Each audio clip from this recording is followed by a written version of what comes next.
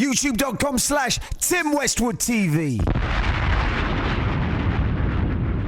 Now, in the Sources 100th issue, you came in second in the top producers of all time. Really? After, we came in number 2, equal with Dr. Dre. Who's on? Is that the one with J. Cole on the cover? Because I just picked that one up. No, this is taking it back for a minute. The 100th issue. I'm not sure when that was actually. And you came in second position as best DJ of all time. Oh, beautiful! Beating Flex, Scratch, and Roc Raida. You were only surpassed by Kid Capri.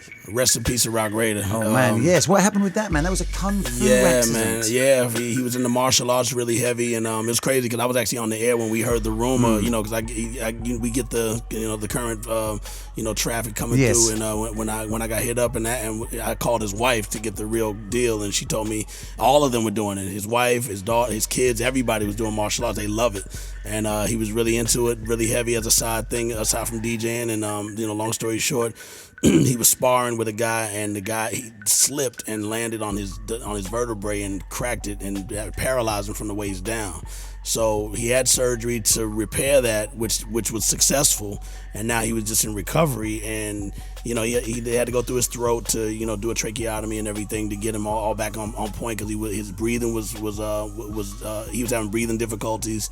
And then from there, I was gonna go visit him that weekend, and luckily, I'm glad his original team from the Executioners, Rob Swift and all them, went down there and to see him, and they said he was all joking and laughing. I spoke to him, and he said, "Hey man, tell everybody I'm gonna be back." And then boom, we went to Canada to do a show with JS1 and Rozelle, and right when we were leaving to come back to New York that day, we heard Ajale pass, who Common's cousin, and then we're talking about all the memories of Ajale, and then right when we're almost at the airport, Showbiz from Showbiz and AG sends me a text and says Raida just passed, and I was like, oh my goodness. So I called his wife to confirm it, which obviously if Showbiz said it happened, it happened. Yes. And then heartbreaking news. I mean, one of the greatest turntablists. Yeah, of all time. Absolutely. And I spoke at his funeral. His wife asked me to, and I've never spoken at a funeral. So and it was such a big crowd of DJs from Grand Wizard Theodore to Cash Money to Busta Rhymes. It was almost like you don't want to say it was a star-studded cast, but it really was. Seeing Steve D and all these DJs we haven't seen in years come pay their respects, and then for me to have to look out in the crowd to not perform and have to speak on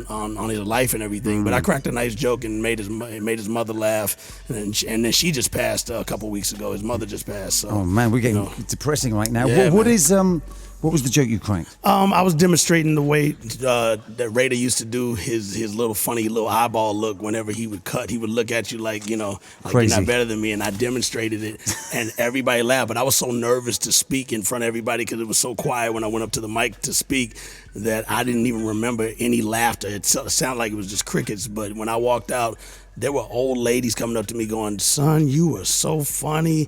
You made everybody laugh." And I was like, "I did?" Because it was almost like I don't even remember what I said. Oh, man. But she said it was one of the most heartfelt speeches, and I didn't write it down. I just did it from the heart. So, respect that. Love to the family. Shout out to Ty and the kids. Sure. And on the subject of back in the day, I definitely want to say rest in peace to a good friend of ours, Harry Fobbs. Good soldier, man. What a soldier. That's my dude. I miss him very much, man. Exactly. I met him when he was a bouncer at the Latin Quarters in Manhattan. Yeah. And when I used to, a young kid run up in that spot, he used to look out for me. Yeah, then he got a job up at EMI when we were putting out daily operations. Exactly. And when Take It Personal with our single, he used to go out and do promo with us. Him, Marcus Morton, and actually Rob Stone, who works for Cornerstone now. Not works for it. He owns Cornerstone. Harry Fobbs was one of the great guys of that era, man. Yeah. And Al Lindstrom, shout to him too. He was there too.